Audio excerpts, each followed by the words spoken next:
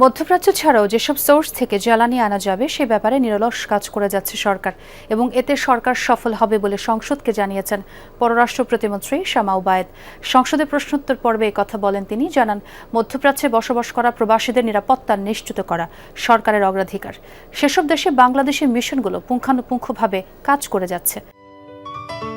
Ceylon টি রপ্তানিতে শীর্ষে।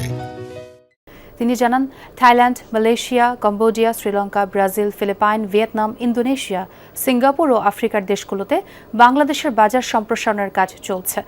বাণিজ্য সম্প্রসারণের জন্য ঔষধ, পাট ও পাটজাত দ্রব্য এবং আইটি খাতের পণ্য রপ্তানির বাজার তৈরি হচ্ছে। এতে বাড়বে দেশের রপ্তানি বাণিজ্য।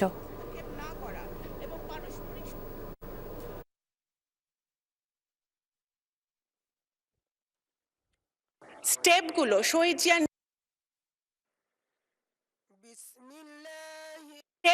শহীদ জিয়া নিয়েছিলেন তৎকালীন সময়ে, পরবর্তীকালে দেশনেত্রী বেগম খালেদা জিয়া নিয়েছেন। সেই কারণে আমাদের এই সকল দেশগুলোর সাথে আমাদের বন্ধুত্বপূর্ণ সম্পর্ক রয়েছে এবং ইরান এবং মধ্যপ্রাচ্যের জিসিসি কান্ট্রিগুলোও কিন্তু আমাদেরকে বাংলাদেশে একটি বন্ধু রাষ্ট্র হিসেবে গ্রহণ করেছে এবং আমাদের বাংলাদেশিরা যাতে ওখানে এই মুহূর্তে নিরাপত্তার সাথে থাকে সেটাও কিন্তু তারা নিশ্চিত করছে।